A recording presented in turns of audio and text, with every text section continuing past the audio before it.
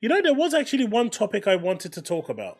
It's actually on the thumbnail, and it totally slipped my mind until Chris actually just mentioned that.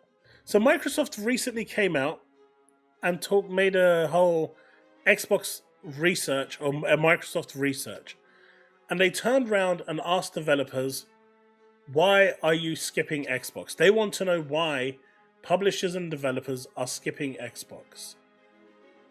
You've all seen that, right? Jez Corden was he's made an article on it. A few people were talking about it. I don't think it deserves a video because there's not much to really say on the matter. But I think there's a lot more that's coming to light now with the new direction that Halo has taken with Unreal Engine 5. So you're looking at the way, which I believe is a good thing for Halo, by the way, and is a good thing for Microsoft until Epic screws them over. The biggest thing for Microsoft right now, you've got developers coming out telling them, we are skipping your platform because you have no presence in Japan. We are skipping your platform because of your market share. We are skipping your platform because we just don't believe these games will sell on your product. And finally, we are skipping your platform because there's no scope for profit. Some actually came out and said that, we don't know where Microsoft is going, what their plans are, what their business, what direction they're going. And you can't blame them for that. Now you've got the announcement of Halo 5, the new Halo 7 or whatever it's going to be, coming in whatever date, 2026. It's going to be on Unreal Engine 5, which is a third-party development suite, which again, I agree, it should be on there for obvious reasons, especially with the contractors. That's one of their biggest problems and their biggest time sink and cost. But they are, the rumors about all the media outlets right now are writing down that Halo is going to PS5. There's going to be a Master Chief Collection coming next year to PlayStation 5. You've got Halo multiplayer that's apparently going to PlayStation 5. You've got all of these kind of games that are going to PlayStation 5. They might not be going day and date, but as we've seen with the PS5, it not going day and date doesn't push the needle. But you're not enticing people to come to your platform by not coming out and squashing these rumors, right? So is there any truth to them? Is there not any truth to them? No one knows. At this point in time, no one can tell you with 100% certainty that Master Chief Collection, if they decide to do a remake again, which is weird because they've only just done one, but if they decide to do a remaster or whatever again, or remake now in Unreal Engine 5, will it be appearing on PlayStation 5 day and date? With that in mind, why are they going after this market research? If they're not giving people a reason to buy an Xbox console, all third-party companies care about is market share. How big of a share you have in the console business. They don't care about MAUs. They don't care about cloud. They don't care about PC. They don't care about anything. What they care about is how much your box has a market share. And if you're not giving them reasons where you're trying to expand your box, why are they even trying to go to companies and ask the most obvious question? It doesn't make sense to me. What narratives, Vanunkal? It's basically going to be the talk of the internet until the end of the year. Guaranteed. It's not going to stop. Halo rumors are going to be going round and round and round, just like every other rumor, until it's quashed. And we all know that Microsoft doesn't react to rumors. So how can a third-party company have confidence in your product if there's no stern force behind it? Sanchez, there's certain games will, as we've seen with Square Enix, it's not worked for them, and we'll see with a real test how big, it'll be a good talking point when the next Final Fantasy 17, which should be multi-platform, by the way, sells 5 million or 6 million or 7 million units. We won't know until it's come out. But then you can see the real difference of people buying it. That's not the point I'm getting at. The point I'm getting at is, how can those companies feel Because apparently, from what the reports have said, the number of consoles that Xbox has sold this generation is around 22 million, which is still a lot of consoles, mind you. But it's not the 30 million that was once prophesized. They're about 8 million shy from that number. If what's being reported by Microsoft channels is true. Again, I'm just going by what I've read.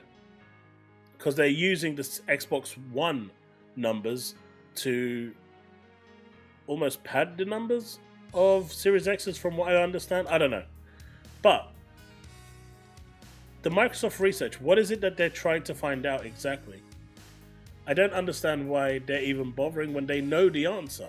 I mean, I think we all know the answer, right? If a game is Japan, East-centric, let's say, you need a presence in the Far East in order for it to be there. A handheld would do wonders in appealing to that audience, but they're not announcing that either. So what is it exactly that they're trying to find out with this Microsoft research? But the ponies are going to run this rabid now for days and weeks and months. It's going to be all you're going to hear about now. Unreal Engine means it's a multi-plat. It's going to be on day one. I mean, look. This is the first thing I've seen. 75% chance Halo Master Chief Collection announced on 11/11/24. It's going to go everywhere. It's going to be all the publications talk about. It's going to be all IGN writes about. It's going to be all Eurogamer writes about. This is going to be pretty much the news, just like it was with Starfield, just like it was with Indiana Jones, which eventually turned out to be true. So the problem here is, when do you feel like Microsoft needs to stop not responding and just turning around and just saying, no, it's not going to happen? And what is it that they're hoping to achieve with this research? I found this research thing really weird. It didn't make sense to me.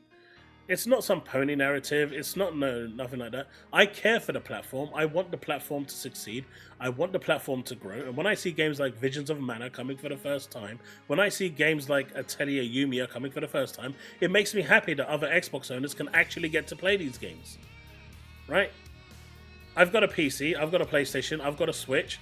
So for me, it's not that big of a deal. I'll go I'll play my games wherever I need to play them. If they're not on Xbox, then I'll play them elsewhere. I'm not going to miss out on games I want to play. But for those people that can't afford to buy multiple consoles, which is fair, not everyone can, well, at the same time, they want to play those games, but they love their Xbox console, or they're tied into the ecosystem, they're tied in where their friends are, they want to play these games. So it's a bit, it's unfair for those people who want to experience these games. And I find it almost disrespectful from Microsoft asking that question to developers, why they're skipping your platform. I mean, they've been begging for ages for us. That's never going to change. Well, the thing is, David, more and more I'm seeing on social media, and I know social media is a small echo chamber, it doesn't really represent the overall landscape, right? So let's make that perfectly clear. Social media probably represents maybe 1, maybe 3% of the Xbox gamers at max, and I'm being generous there as well. The other 97% couldn't give a shit. They're playing FIFA, Madden, Minecraft, Roblox, right? But the point here is, more and more of those people that do spend a lot of money in the gaming industry are moving over to PC. And as far as Microsoft are concerned, they're going, well, they're still signed to Game Pass, right? Yeah. Okay, so we're still getting their subscription money, right? Well, yeah. And they're only moving from our console to our PC, right? Well, yeah. And they're still using the Xbox app to play their games through Game Pass, right? Well, yeah. Okay, so we don't care. So as the numbers for your console diminish, sure, your Game Pass subscriptions are increasing, but then that gives third-party publishers even less reason to push games onto the console for those that don't want to go to the PC. Do you see how this has a direct correlation? And I didn't mean to But that's what I mean, Miller. But what does that mean for the console user? Now, if the next Xbox is what I think it is, basically a hybrid PC that will run a sandbox version of your old Xbox games on there, just like your PC will with Windows, and that it's going to have the Steam store on there, and it's going to have other PC launchers on there, as well as the Xbox launcher on there, giving you that cross-buy, because that's an incentive, right? That Play Anywhere is a really big incentive. I will buy ReFantazio on Xbox because of Play Anywhere. Because it gives me the option to play on PC and on my Xbox. I don't care if I have to use the Xbox app. I've only ever had one problem with the Xbox app, and that was it. Funnily enough, it was the Master Chief Collection when I was trying to play with a friend. It wouldn't install one of the games, even though it said it was installed, and it was telling me it was installed, but it wasn't installed. We had to do all sorts of crazy stuff to get it working. But it's fine. I've never had a real problem with it after that. So I've got no problems using the Xbox app. But the point I'm making is, if that's the direction they're going with the next console, then none of this matters, because at that point, if the game isn't directly available on Xbox, you could just go to the Steam store, buy the game through Steam, and it will work on your console at a set performance. As a consumer, you will see zero difference. In fact, as a consumer, you will have access to more games than anyone else. So for you, it could potentially be the best outcome ever as an Xbox gamer. And that's what I meant in that video that I made a few weeks ago when I said Xbox are the direction Xbox is going is pretty big, if this is where they're going. But when they come out and ask questions like this, it goes counterintuitive to that whole notion of a hybrid PC. And if they are trying to release a traditional console in 2 years' time or 1.5 years' time, the answer is simple. You need exclusives on your platform to give people a reason to buy your console. So it really depends where Microsoft is going. And I guess all third-party publishers are going to turn around and say is, it's quite simple. We want to know your plans. Do you intend to stay in the console business, or are you moving to a hybrid PC? So I don't know. I found that question that they asked really weird, because now it puts into question, are they looking to make a traditional console or not? Because everything up until that point pointed to me that they're not doing that anymore. They're not going for the traditional console like we have with the Xbox Series X and S. That wasn't the direction that they were going in. Everything that we've heard, everything that Phil Spencer has said, everything Sarah Bond has said, Matt Booty never says anything. Is he even still at Microsoft? He's disappeared into the white winds. But with these two, everything they've said has hinted at a hybrid console. One that will utilize and provide the gamers with the best possible outlet to be able to buy their games and play. And let's look at it on a different scale. People are saying, well, Microsoft is going to lose some money when it comes to those games coming to their platform. Well, at the moment, they're getting no money from those games because they're not on their platform. So some money is better than no money. I think we can all agree on that. So from Microsoft's point of view, this is a win-win situation. From a Steam point of view, they are now getting customers that they never would have had in the first place. So that's a win-win situation for them. And then the developers are getting their money anyway, so they don't care. Because it's essentially just another version of a console that they just need to make, a PC that they just need to make sure it works on. So that's what everything was pointing towards. But this question that they've asked the publishers and developers, it just feels weird. It doesn't make sense. Because the answers are obvious. Unless you want it painted out for you. I also believe, from what I've been seeing and reading and talking to people, not officially, just discussions that I've been having, this opens the door for them to have, essentially, you know how Steam Deck set the blueprint for a handheld PC device? That's now kind of like the base of what games are trying to target.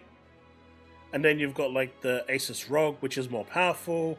You've got the Aya Neo, which is more powerful. You've got the Asus ROG Ally X, which is even more powerful. You may even start to see revisions of the Xbox PC console that are more powerful released by other manufacturers, so Microsoft no longer has to do that heavy building. They'll set the blueprint for what it is. They'll have a version of that at a set price that's affordable to the audience. But if you want something that can punch above its weight, like the Asus ROG LIX, which offers a little bit more battery power, well, that just offers more RAM really. But if it was offering more battery, more horsepower, I could say okay for the price, but you get what I'm saying. Then you might see some different revisions and it going that way. But it's going to be affordable to the consumer, and they will subsidize that through accessories like they do now. That's the whole point of consoles. Unlike a PC, if you go and buy a graphics card, it's $1,600, and this is what the ponies don't get, right? And they're comparing a £1,500 graphics card to a PS5 Pro. That's just brain dead logic, right? That doesn't make any sense whatsoever. To even compare the two is stupid. And here's why. When Nvidia sell that 4090 graphics card for $1,500, that's it. They can't subsidize the cost of that any other way by reducing it. What they sell it for has to make them money. When you sell an Xbox console or a PS5 Pro, the whole point of consoles is that they sell them at a loss, and they make that money based on software sales, controllers, memory cards, accessories like headsets. All of these go towards covering the loss of the actual hardware and making them profit. They subsidize that cost with other things. It's why you see Microsoft pushing those controllers so heavily with different designs, different builds, different logos, different this, because those controllers are subsidizing the cost of the hardware that they sell with the Series X. That is the whole point. PC manufacturers cannot do that. So when you see a pony out there saying, oh, look at this, it's £1,500 compared to my $700. No, Sony's actually screwing you over double, because Sony is not only selling it to you now at a profit, they don't even have to subsidize it anymore, like console manufacturers have done since time immemorial. Outside of Nintendo, Sony and Microsoft has always subsidized their console price through accessories and software sales. So PlayStation fans are actually being double screwed right now. And they're happy to take it from any hole that you can find. But the reality is, PC manufacturers can't. So now, with the way that Microsoft will do it, they're going to sell it compact, so you can't really upgrade it. And it will be sold like a console that will again be subsidized through controllers and keyboards and mouses and accessories. And they will subsidize that cost, which is why the base version of that next generation console will be cheaper and affordable to the consumer. But then you're going to have the, enthusiast versions that are going to be maybe a couple of hundred more or 300 more that will provide more horsepower, more RAM, and allow those settings to run a bit higher, or frame rates to run better. Or if it's uncapped from 60 to maybe 90, whatever. But that's the way I see Xbox going right now. But this market research thing that's now come into play, where they're asking people, hey, why aren't you releasing games? That just throws a complete shade onto everything that Phil and Sarah have said, which has hinted very, very strongly at what I've been saying. So it's really weird. So when you add confusion and doubt and unpredictability into the equation, and you're a company that pretty much needs to at least break even on your games in order to make a profit, and you're just making games that aren't as widespread big, like the Final Fantasies, the God of Wars, the Halos, the Gears of Wars, the Fables, and you're making a game that you need to sell 200,000-300,000 just to make a profit, and you can't guarantee that because of the way the game is designed, then you start to question, do I release it on a marketplace that's only got 20 million consoles? So the question that Microsoft is asking is very obvious. The answers are obvious. So the question is what I'm wondering, why? I think you have misinterpreted the Xbox. Maybe I have. Microsoft does not care about PlayStation. They care about Google, Apple, and Linux. They want as many people in their ecosystem as possible. Right. Okay, David, let me give you an example. Right? Let me give you an example. Right. You've got 10 cars on one hand, 1 car on the other. Now you are making a product that will work on the cars. Do you make it? Do you cater for the 10? There's 10 people here who will buy your product, or the 1 who may buy your product. Even from this 10, there's a chance that only 2 of them will buy it. But the chance of them 10 buying it is greater. Now, there are 1 million cars around us, but none of those 1 million cars work with your product. Only these 10 and this one will work. Who do you do business with? 10 cars or 1 car? The obvious choice here is 10 cars. Third-party companies don't care about the ecosystem. That's the problem. They care about the platform. And they will always care about the platform because that's what's tangible. Now, the only time that will change, which apparently by the end of this year, Microsoft is turning around, and apparently it's in internal testing at the moment. So if that's true, by the end of the year, we should be hearing something more tangible, an official announcement by Microsoft. But if it is true, every digital game you officially buy will work on xCloud. That's when things will change. Because this whole argument about Xbox having this and that and, not having enough consoles, it will no longer matter at all. Because at that point, Capcom doesn't have to turn around and say, right, you've got a 20 million 20 million consoles, 5% of those potentially will buy the game. At that point, it doesn't matter. Right?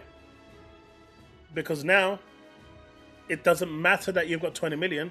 If you've got 70 million Game Pass subscribers, that's 70 million users.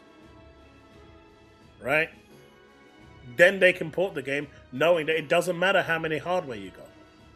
So this move that they're doing to actually make digital games that you purchase work on xCloud is actually a really big move. And if what is being said and what I've heard is true, and it should be announced by the end of the year, this is going to blow the floodgates open for Xbox in terms of companies no longer even caring to skip Xbox. They will put their games on Xbox because their market share will have grown by 3 or 4 times potentially if Game Pass subscriptions increase. Again, I'm not saying what they're doing is bad. From a business perspective, all they're doing is increasing their revenue. But if you don't see increase to size, if you're not seeing growth in the ability to play those games on Xbox, then you're not actually growing in the sense that you're talking about. They're just growing revenue, but they're not growing volume. Now, if xCloud becomes what, Phil already said earlier this year, that's the plan for the end of the year, and from what I've read, they've already got into internal testing with a number of games that if you buy them, you can play them over on xCloud. If that is officially confirmed for the end of the year, then what you're looking at is a bunch of people who are on Xbox who don't have Game Pass, and then a bunch of people who have Game Pass Ultimate because they want to play xCloud. They'll probably then release a tier that's just specific to xCloud only, making it more accessible for people to jump into the cloud to subscribe, with services like the Fire Stick and whatnot. But the fact that you can buy any game from the Xbox store and play them now, and you're not just restricted to the actual games themselves, is the game changer. That right there becomes the game changer. Because at that point, the Fire Stick becomes instantly more valuable. Because you can play any game you want, not just the ones selected by Microsoft for cloud gaming. You can go and buy any game you want and play it on your service. It instantly leapfrogs compatibility from GeForce Now, because GeForce Now has to get permission from the publisher to put it on there. This will no longer be the case. You buy the game, you can play it on the cloud. So those countries where they can't buy an Xbox, they can buy their subscription to xCloud if it's going to be available as a standalone, which I believe it will be at some point. And they can instantly just buy their games and play it on the cloud. You instantly magnify your player base in terms of consumers that are playing and buying your the third-party product overnight. That's huge. That is so big, and that would be such a massive power play from Xbox. That's the only thing I can see that they're doing right now. And that is people look at that and look at it as a minor thing. It's not. That is a huge power play. It's only one company though, Sanchez. Exactly, Diablo. That's it. And where do you think all that money is going to go? 100% of it, well, not 100, but 30% goes to Microsoft, 70% to the developers, right? But they get that whole 30% because you're no longer buying it on Steam or Epic, you're buying it on the Xbox store.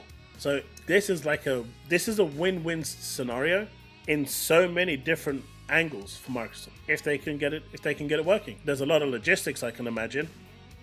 Exactly, David. Exactly. It kind of goes full loop. So I know some of you are seeing what I'm saying negative. It's actually not. It's actually a really positive thing that will actually encourage more developers, more publishers to put their games on Xbox without Microsoft having to show them the Game Pass money. Because at that point, you've got 200 million Fire Stick users. They're going to put it on the Google Chromecast TV eventually. You've got it on Samsung TVs. You're going to have it on other TVs as well. All of these digital games that are purchased on the Xbox store will work through that cloud system with all those hundreds of millions of potential gamers and buyers out there, instead of just limiting it just to the actual box. But right now, it's limited to the actual box. Microsoft wants the vision I'm talking about. They want that, 200 million, 300 million, 400 million, 500 million, 1 billion, 2 billion. They want that in terms of player base. Right now they've got 500 MAUs. But to a third-party publisher, that means nothing. But if every digital game you purchase could work on the cloud, that 500 million now becomes your install base. So who would you more likely be encouraged to make games for? 500 million or 50 million? Do you remember that whole situation I was talking about with the cars? You go to the 500 million, right? Because that now is a lot more enticing. Even if 5% bought your stuff in that 500 million, that 5% is going to be way more than the 50 million. And what do businesses like more than anything else? Money. So this is the game Microsoft is playing. That's my opinion.